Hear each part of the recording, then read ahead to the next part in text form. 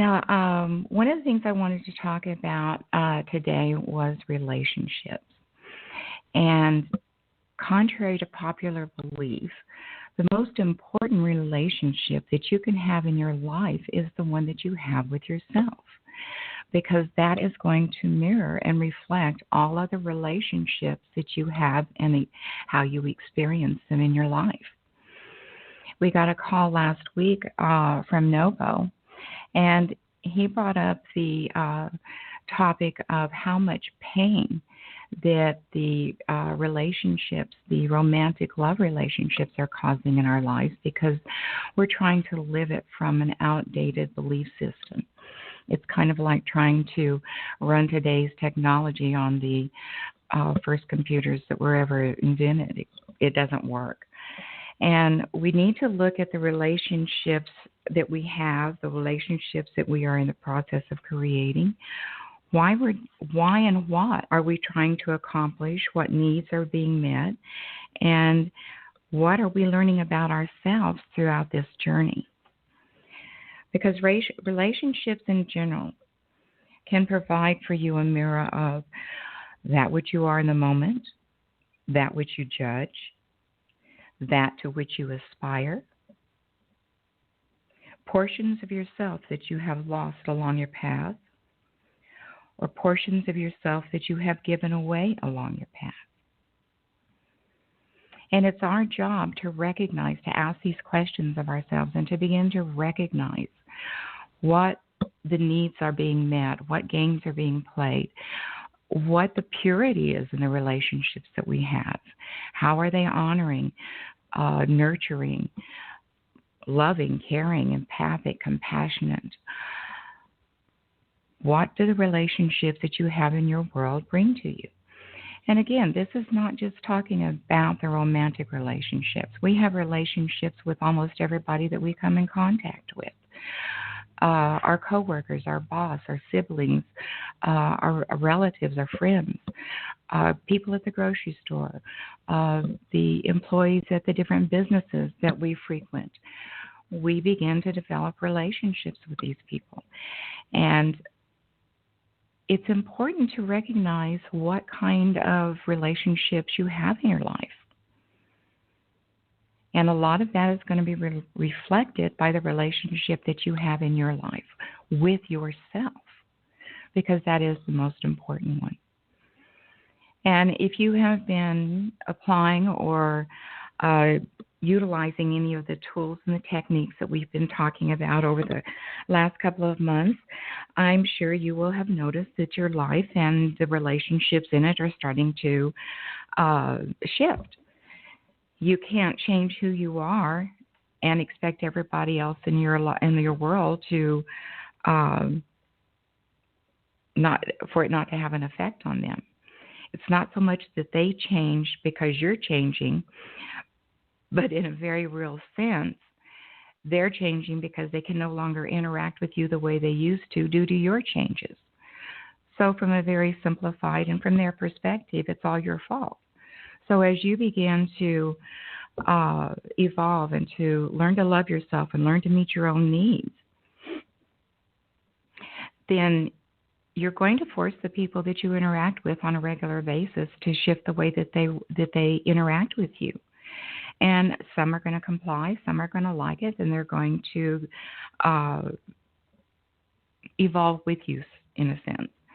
And others are just going to walk away. It's just not going to resonate, and you have to let it be okay when that happens, because we're all here to evolve. We're all going to do it in a different way. And this is what the soul agreements are. Whether the soul agreements are with a mate, a partner, a sibling, a stranger to you that you pass in a restaurant, or whatever it is. That person that you pass in the restaurant could say, as you walk by, be saying just exactly the thing that you need to hear to resolve some issue or conflict or situation in your life that you've been stuck on. That is also a soul agreement. There are no coincidences. Everything is for a purpose. Now, you may not know that person physically in this life, But we're not talking about agreements with the physical manifestation of the souls. We're talking about the agreements with the souls ourselves. So these agreements are going to play out and manifest and present themselves in many, many, many different ways, and many times throughout your life. When one gets the agreement, we come together to assist each other in our evolution. And when one grows and gets the purpose for the soul agreement, then that agreement is complete. The completion of the soul agreement is not dependent on both parties getting it at the same time. And the reason for that is because the agreements that are being made are not for the same reason. One person may come into your life to give you an opportunity to learn how to stand up for yourself. But your agreement for them is to teach them how to have compassion. So they're different agreements. And whenever the two people come together, it's the sign that you're ready to evolve. You're ready to manifest, put into play the agreements that you made with each other. And as you walk the path of that journey, you're both going to have experiences together and independently that will each give you the opportunity to grow, to evolve, and to complete the agreement. The process, the important part is the agreement because of what it represents. The agreement means that you have evolved. You have unlearned conditioning and programming that held you back, that kept your light dim, that didn't allow you to be fully who and what you truly are. But say the other person in the relationship is just having such a good time that they're not paying any attention to doing the work. Well, once the one person gets what the agreement was about, the soul agreement is complete. Now, that doesn't always mean that the relationship is complete, but the soul agreement is. And this is where the relationship will probably begin to shift and change. Everybody's got choice and free will in this. The person who didn't do the work can wake up and start doing it. It may make a difference in the relationship. But again, the soul agreement is complete. Because sometimes the soul agreement is for a moment and sometimes it's for a lifetime. It just depends on the agreement and between the souls that are making it. And because of that, again, there are no coincidences. Everything that happens, there is a purpose behind it. And your job is to look and see, what is this teaching me? What is this reflecting to me? What is this mirroring to me? What am I being given an opportunity to recognize what I'm judging or who I am that I'm playing small? And another thing that we need to become very conscious of is the conditioning and programming about relationships, around them and what they mean, which is a lot of what Nova was referring to last week. In our relationships, we're taught to need, which is exactly the opposite of what I've been talking about since I started the show. We have to meet our own needs. But in our conditioning and programming, we are taught to be responsible for meeting everybody else's needs. We hear it in our music, we hear it in movies, books, everywhere we turn around, greeting cards. I need you. I can't live without you. You are everything to me. You are my world. Stop and think for a moment. That is a lot of burden that you're putting on somebody else, making them totally and completely responsible for you. But again, up in the icing, the person that is the object of that need may be just absolutely loving it because their conditioning and programming tells them that that's what their purpose is in life, is to find somebody to need them and then to fulfill all of their needs. That's what's going to make you important. That's what's going to make you a success. That's what's going to make you a good person. And none of that's true. Pure love, true love, is without demands, conditions, judgments, and especially needs. You can want that person to be in your life, but there's a lot of difference between wanting somebody in your life and needing them to be there.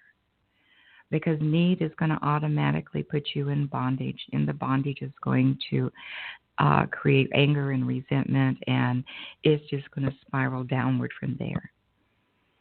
Because anytime you give somebody the power to make you happy, you also give them the power to make you miserable. It is no one else's job to meet your needs but your own. So your job is to look at your relationships and say, is it the relationship or is it the feeling that I love? Am I happy?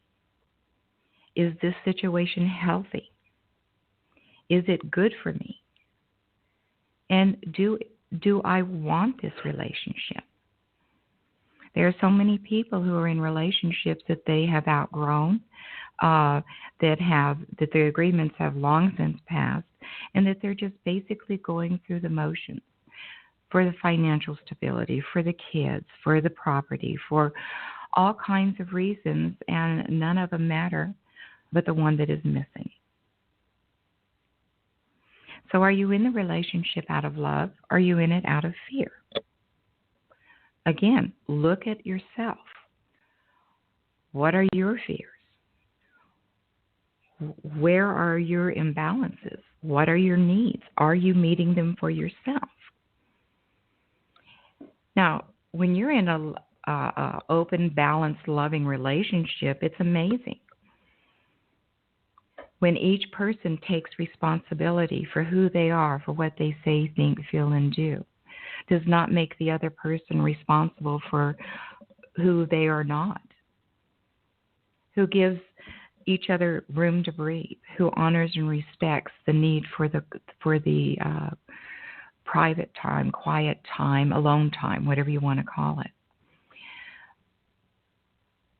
By meeting your own needs, you're able to see and to be with another person without constrictions, without restrictions, without strings, without games. There's such a huge difference. So one of the things, if you're willing to grab a piece of paper and a pencil, is to write down this sentence. So to know if you're dealing with a fear, you want to complete with one word that describes how you feel about the sentence, about the situation or the experience. So the quote is, I feel blank, and put the number A in the blank, when I think about blank, and put the number B in the blank.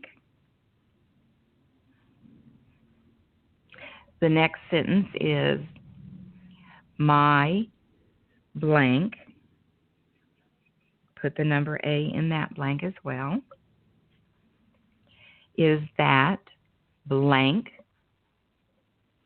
will happen because blank.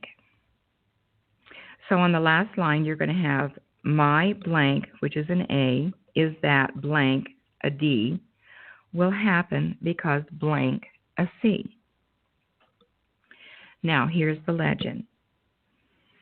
A represents the feeling of emotion.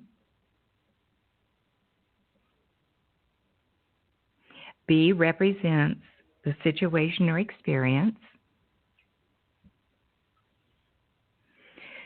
C represents the action you perceive could prevent the fear. How do you keep the fear from happening? And D is the event you wish to prevent from occurring. What are you trying to stop? So let me say that again. A is the feeling of emotion. B is the situation or experience. C is the action you perceive could prevent fear. And D is the event you wish to prevent from occurring. Okay, so let's put it to the test. I feel love when I think about visiting my daughter. Oh, wrong word. Let's see. I didn't completely think that one through, and I apologize for that. So let's try that again. All right, let's try it this way. I feel fear when I think about relationships. My fear is that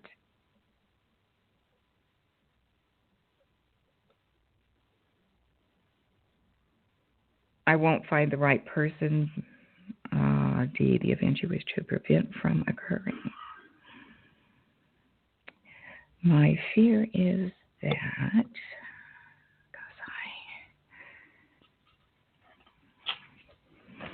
did you ever have one of those times whenever you don't remember what it is you were trying to remember? Well, this is happening to me right now. I apologize. So let's go back to this. To know if you are dealing with a fear, complete the following with one word that describes how you feel about the situation or the experience. So let's go back to asking yourself, is it the relationship or the feeling that I love, that I enjoy? Am I happy?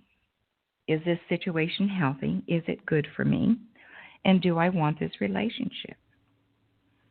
So when you put in actual experiences in the little sentences that I gave you and use the legend, it will paint the picture for you to show you what it is that you are trying to avoid or trying to change to prevent yourself from having.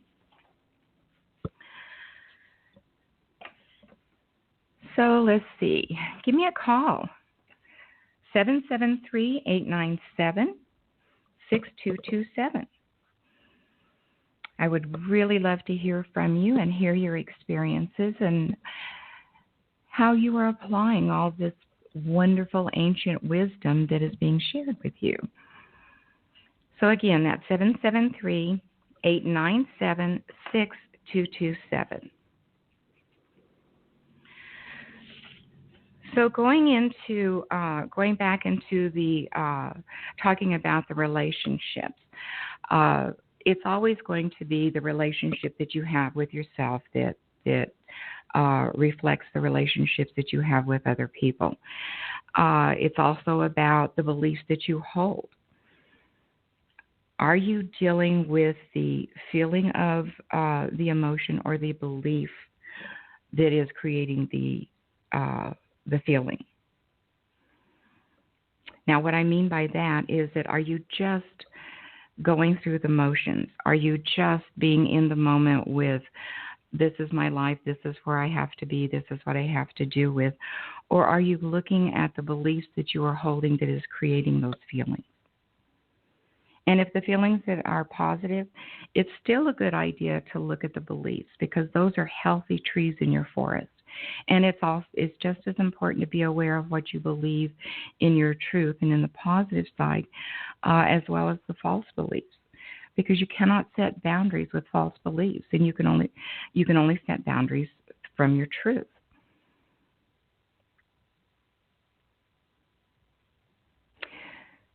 So with the changing values and the belief systems that our world is experiencing in this time, we have to be consciously aware individually of how that is being played out in our personal day-to-day lives and with our families and with our friends and with ourselves. Any time that we experience struggle, strife, conflict, resistance, or pain, we are out of our truth. We are giving our power away. We are not taking responsibility. Those emotions are key to making you aware. They're not your everyday normal expression of being alive and having this human experience. Those experiences are there for an opportunity for you to look and see how you are, to shift the crystal basically. How are you seeing your situation, and asking yourself, is there another way you can see it? This is the belief I hold about love, that every time in my marriage or in my relationship, every time I try to experience and express that, it creates chaos and conflict. Okay, so the most obvious solution there is to start looking at what the belief is that you're trying to manifest that keeps hitting up against that brick wall. There is a reason that it's not working. And the sooner that you stop, take that deep breath, turn around and face it, and see what the message is for you, you're going to keep hitting that brick wall. You know, a great part of the population in the United States is the baby boomers. And we all grew up with the Victorian 50s conditioning and programming, very defined and very strict rules about males and females and their roles, and very unforgiving. If you could never color outside the lines, in a sense. And if you didn't conform to those very strict, unspoken, unwritten rules, you would pay the price. You would be ostracized. You would be called names. You would basically be bullied. And it was used to keep us in line, to keep us more like the little worker ants than about spiritual beings having this human experience. And at that time, there wasn't as much light in our world as there is now. And it may seem that there is less, but truthfully, there is more. Okay, I'm going to pause here. We have a call, and let's see how this is going to work. Hello? You're Sherie. on the air. Hi. Hi, Sherie.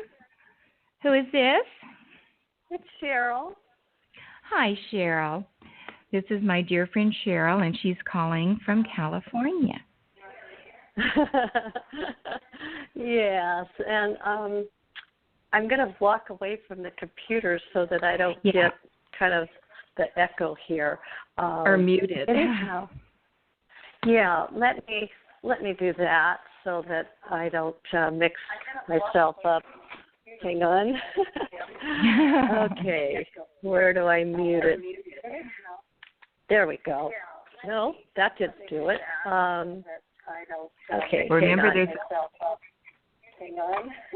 There. Okay. Where do I? Well, There we go. No, that didn't do it. I don't know. I apologize. It's not even getting the sound down. Maybe I'll just take it off of. Okay, I'm going to just walk away. That's faster. Okay. I apologize. Okay. That's okay. It's all right. Work in progress, and we're all learning.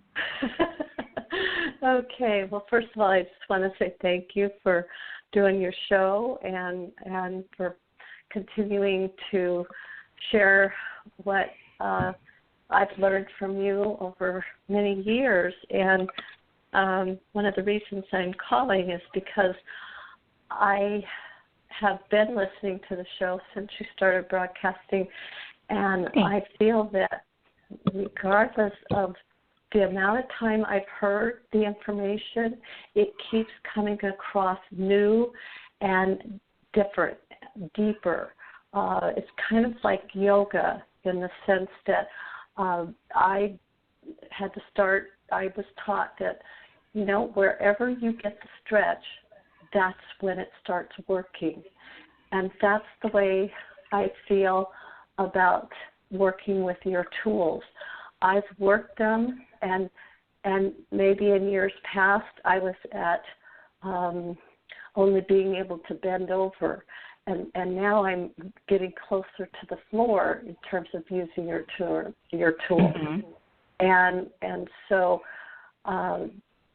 I think that's what makes it so rich and so real and so valuable, because I see myself applying them in ways that I wasn't doing in that's awesome. earlier times. You know, just your emphasis on feeding ourselves, making sure that we give to ourselves what we want from others. I had a real clear experience of that this week, and I'll be very brief in sharing the story. That's okay. Because it was it's kind of a two-part. I just started as a after-school nanny for a new family, and they've experienced a huge loss of the father/grandfather. So it's the father of the mother, and it's the grandfather for the children. So they're navigating territory they had never been on as a family. Huge grief. And I am also replacing a nanny that they loved dearly for 2 years. So I'm stepping into a situation where there isn't a whole lot of love extra for them to give because they're hurting. Yeah.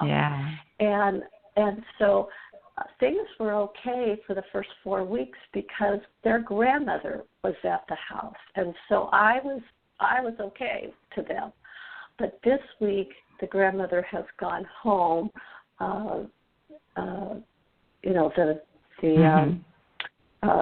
widow now, and so now I'm with the children. Well, then, poof, a text that was just a simple inquiry, a yes or no from the mother would have been perfectly fine.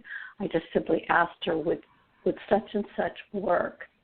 And she shot back to me, why does that matter? And I started to respond because I'm a good girl. I'm a baby. Oh, you asked me a question, I better answer it. And then I thought of your words, and I said, no, Cheryl, you don't have to explain or justify or defend. You already told her the reason. So what are you feeling? So I asked myself, what are you feeling? And I said, my goodness, I'm feeling shocked at her response. Well, then go ahead and tell her that. So in the past, I never would have stood up for myself. I mean, I've been growing into the ability to do this because I say, do you love yourself, Cheryl, enough to speak your truth? Or are you going to kowtow and give yourself away and then say, okay, next time I'll speak up for myself. But it's okay, I didn't do it this time. And I said, no, I'm speaking up now because now is all I have. Yes. So I just simply sent back the text that said, I am taken aback by your question. And I went about my walk. I just let it go because I said, I've done nothing wrong here. And I think that's something I've had to grow and grow and grow with, is that always feeling that the other person knows things, does better than me. And I have the ability to say, no, that didn't feel good, or no, I'm shocked by what you just said.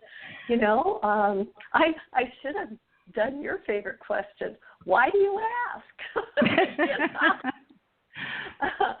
So when I came back, she sent a text that said, I apologize for my curt response. Could we talk about this Wednesday after she gets off work? This was Tuesday.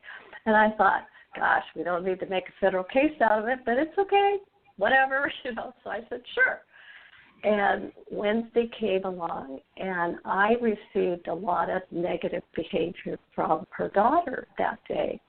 And so when Mom and I had the conversation, we had a very respectful conversation. She spoke first, and then I listened, and then I said, may I share my perspective on this issue? And she said, of course.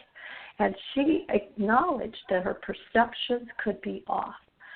She didn't say why, but she said it, you know. So I felt we had a very respectful conversation. And to that end, when she heard how I was looking at the situation, she really, I could see by the look on her face, she just felt really bad for her behavior. And I just reached toward her and said, could we give a hug on this, you know? And she hugged me and then thanked me for my grace. So one would think, hearing this story, that, wow, except for one thing, all that did was open up the next deeper layer that was underneath it, that was ready to surface. And that was with the daughter, and I went home and sleepless night, and I had to do something similar to what your ABCD just pointed out, although I'm not sure I got the alphabet there, but I had, after I said, what are you afraid of?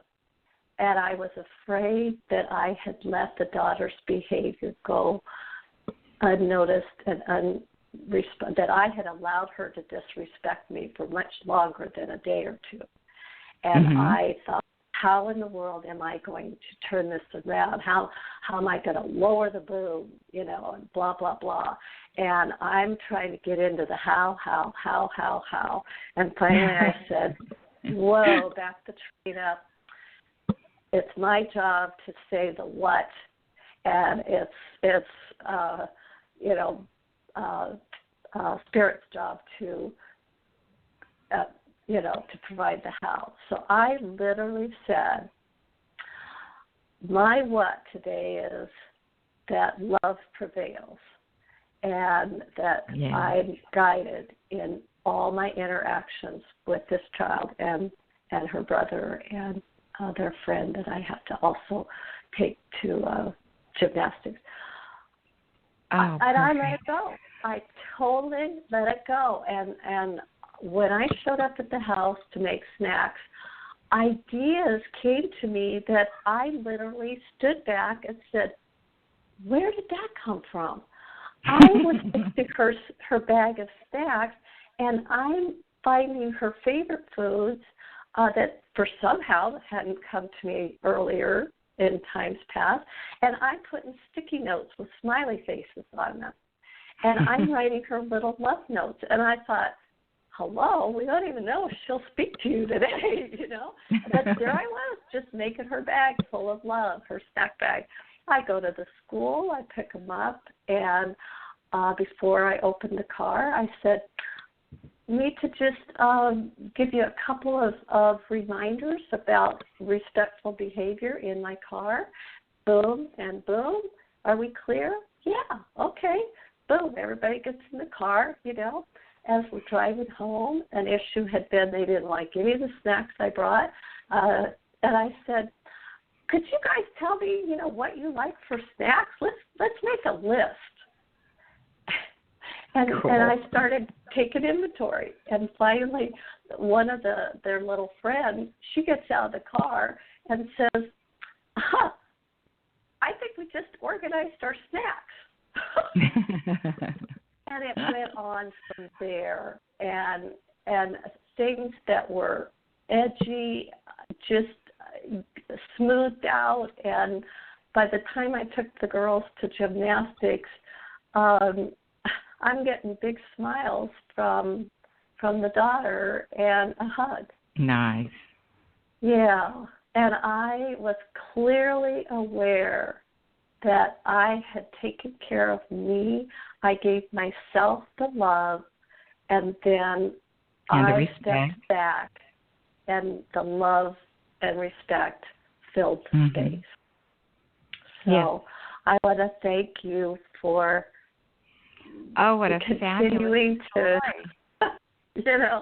to repeat and say it over and over and over, because I just see the layers. I constantly see the layers. And that's so wonderful. I'm so thrilled and honored by your sharing and seeing that you are living it, because all information is wonderful, but if it doesn't apply to your everyday life, it's really pretty useless to you. And to see how you met your own needs and you honored yourself, that's when you started getting it back. But until then, you couldn't have begged, borrowed, or stolen it. Oh, no, and I mean, all during Wednesday night, some of the fears were, tomorrow's Thursday, it's my last day. If I don't fix all of this, then I'm going to have a miserable weekend because this is going to be on my mind and I'm going to be stewing and fretting. And I mean, I was already trying to project how bad I was going to feel. Oh, my gosh.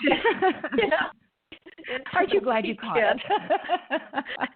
And I mean, it was beyond what I could imagine that I could have it all turned around in one afternoon, in 1 hour. I'm only with her for an hour. I get her brother for 3, but I only have her for an hour.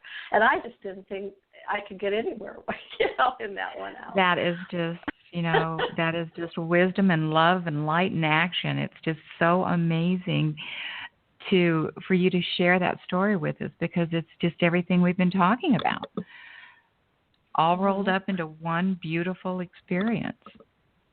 I just I saw it so clearly, and believe me, I kind of was been walking 10 feet off the ground because and I also caught that I was blaming myself. See, as soon as I realized that I had let this little girl disrespect me for a while, then, I had to be the critical parent.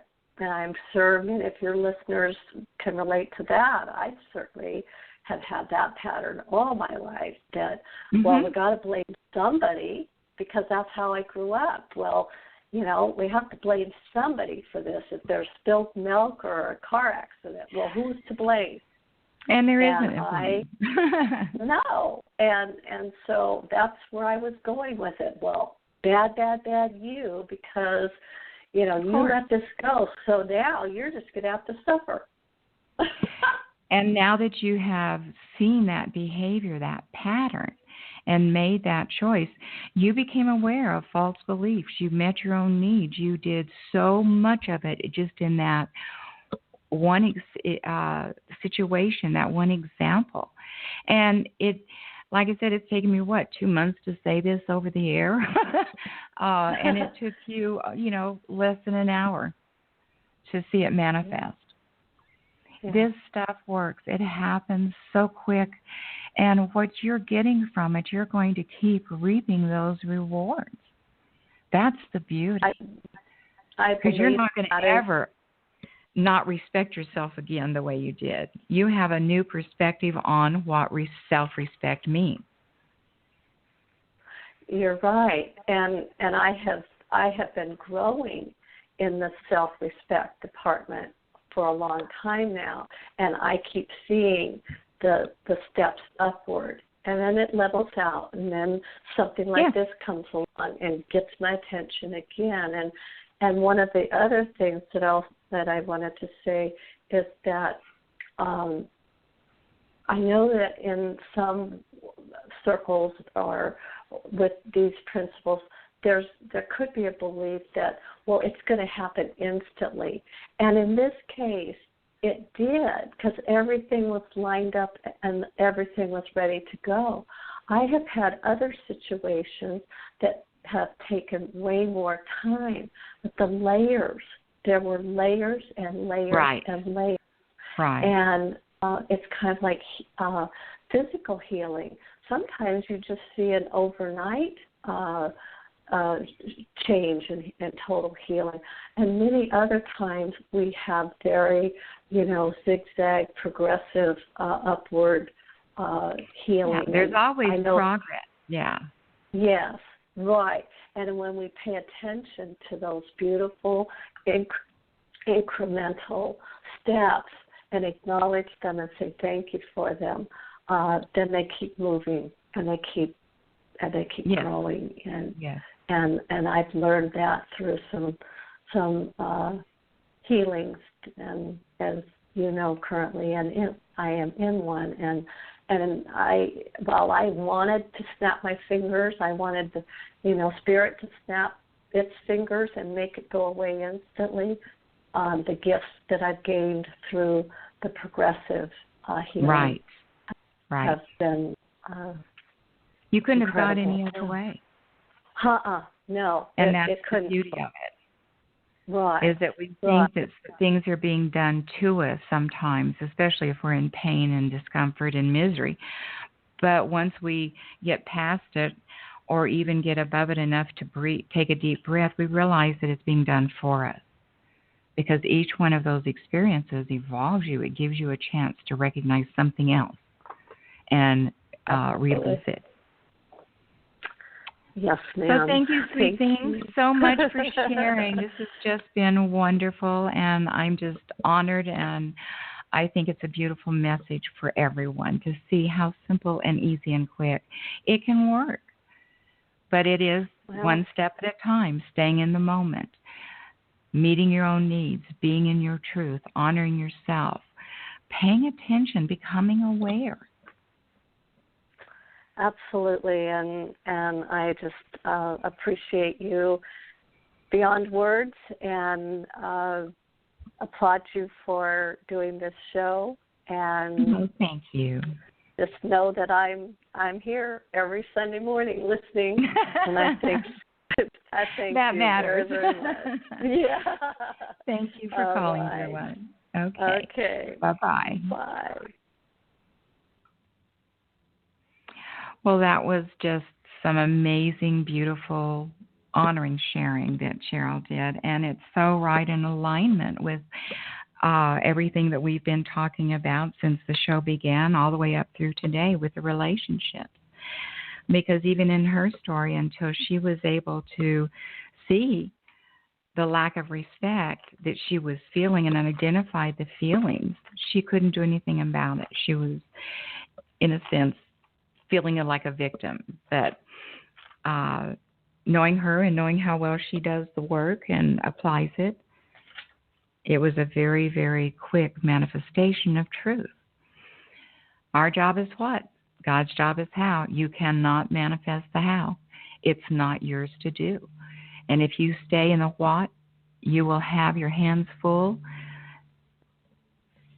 without time to worry about the how, because you've got to keep defining the what. You're painting a picture for the universe,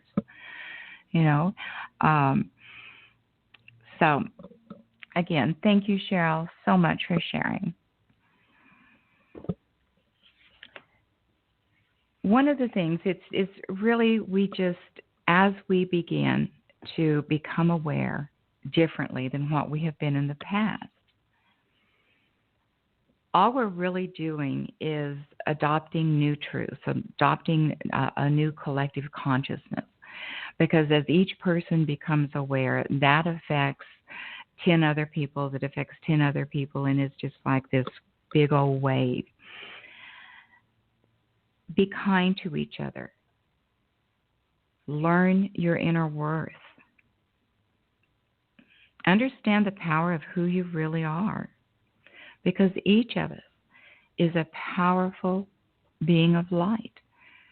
And that's the truth that's been taken from us, hidden from us, denied us, however you want to say it. And the only way that could be done was to keep us in fear, to keep us so distracted from who we really are, that and so caught up in the struggle to survive. And again, that struggle to survive is emotional, mental, as well as physical. It's not just the finances that give people that we're struggling to survive. A lot of times it's the mental, the emotional, the spiritual anguish that we're going through based on that conditioning and programming. It's up to each of us to do what is right and to do what encourages all of life's diversity. Bring out the love, the caring that is truly yours. The more angry, the more violent a person is, the more that they experience and express that. If you look beneath the icing of what the picture is they're wallowing in into the cake, they're really probably a very scared person. And the child in them is absolutely terrified. And for some of us, the only way we know how to do that is to come out fighting. No, it's not working. But that action and that belief has been supported for longer than all of us have been alive at this moment. So it's a lot of the anger and the false beliefs, not only of ourselves but of our societies, of our schools, of our authorities, of the government, the powers that be. That energy is held in the earth. And as the earth is vibrating higher, that energy can no longer be sustained, within the earth because of the density of its vibration. So it's going to be shaken out of the earth, just like a human being cured of cancer or some other disease that is too dense to exist within their bodies any longer. And there are pockets all over the world where that density is stronger and denser. And these are going to be areas that are taking longer to clear. And yet each of these experiences, just on the surface, is horrendous and horrific.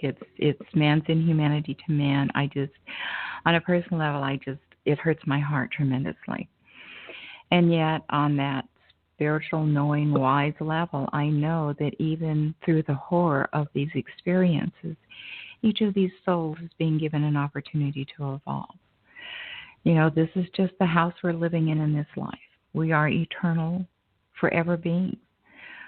And as we leave this life, we get to take with us everything that we learned, all of the wisdom that we gained through the struggles, through the strife, and the joys that we allowed ourselves to receive. Those we all get to take with us. And every one of these experiences, as we unravel them and begin to understand them from that different perspective, unhindered by the density and duality of the third dimension, we see things very, very differently. And as we are becoming less dense, because we are evolving out of the third dimension, things are already beginning to become more and more clear. We're understanding what we know different. Even the memories are changing. Things that you had remembered all your life a certain way, suddenly you're remembering a little bit different or not remembering them at all. These are the things that happen whenever you shift your vibration. Anything that is not resonant with it is going to fall away. And it may take it a while. It's kind of like, to use the term, it's like a wound healing. As the wound heals, the scab gets smaller and smaller and eventually disappears. The things that we so resonated with, that were so much a part of our life, we're going to get further and further away from as we shift how we perceive who we are and what the world is differently. So be aware, pay attention. Pay attention to the little things. The little things are what matters most of all. It's the little things that will slip by. They are sneaky little guys. It's the little things that give us the greatest joy. All the big stuff, all the things that we think are just the mountains in front of us, they got our attention. We're aware of those. We're looking at those. But it's just like when mama's distracted, the kids are going to get into things they're not supposed to. When our focus is on some of the big things in our life, there are things that are going to get past us, that false beliefs and behaviors and ahas that we let slip by us.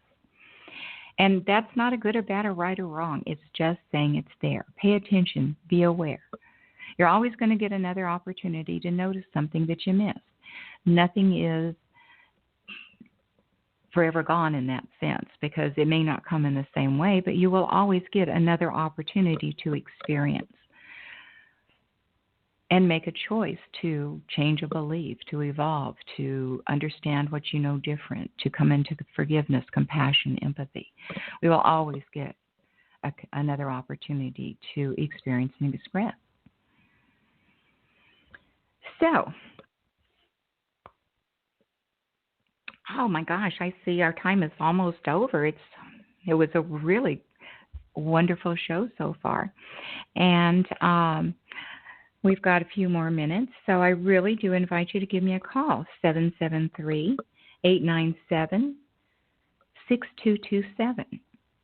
And if calling doesn't work for you, please visit my website at easyknowing.com. Listen to the meditation, create your center, review the tools, read the stories that have been shared on there. And if you can, make a donation to support the teachings. And, of course, you can also email me through the website with any questions or comments or anything that you would like to hear addressed on the show. So, again, 773-897-6227. I have read this before, but I think it's just really, really appropriate based on the conversation that we've had today.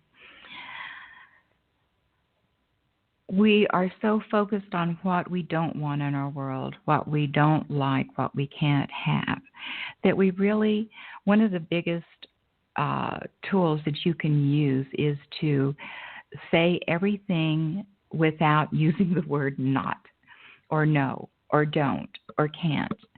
And it will bring you some interesting verbalizations. But this is a poem about what love is. I am woman, man. I am love. I am the feminine, masculine aspect of God. I am the love side of God and the love nature of man and woman. I am love. Love is what I am, the substance of my spirit, mind, and body. Love does not force and cannot be forced. Love does not push and cannot be pushed. Love does not order and cannot be ordered. Love does not insist, and love never resists. Love does not pressure and cannot be pressured. Love knows a better way. Love works only through free attraction. Love works only through inspiration. The intelligence of love is beyond all intellectual understanding. Love always knows how to express perfectly and needs no mental restrictions. Love does not grab, it just accepts. Love does not judge and cannot be judged. Love does not demand and cannot be demanded. Love cannot be taken advantage of because it is willing to give all. Love cannot withhold and cannot be denied. Love cannot possess and cannot be possessed. Love does not measure and cannot be measured. Love sets no standards and sees only perfection. Love does not hold to account and has no need to defend itself. Love does not condemn and cannot be condemned. Love does not reject and cannot be rejected. Love does not bind and cannot be bound. Love cannot bring harm and cannot be harmed. Love cannot hurt and cannot be hurt. Love can only enjoy and be enjoyed. Love has no pride and no need to prove itself. Love does not attack and has no need to protect itself. Love has no need to impress and is simply itself. Love is perfect, expressing perfectly, knowing only perfection. I free love in me to express completely and perfectly.